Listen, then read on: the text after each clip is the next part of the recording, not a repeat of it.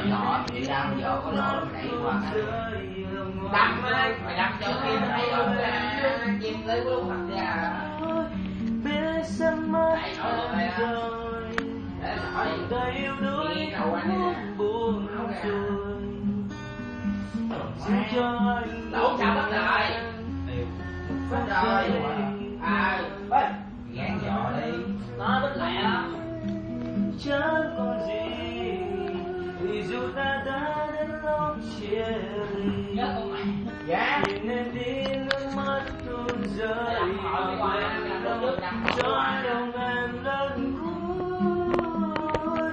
biết sẽ mất em rồi vòng tay yêu đuối không muốn buồn rồi xin cho anh được từng em bộ vòng là không có nghe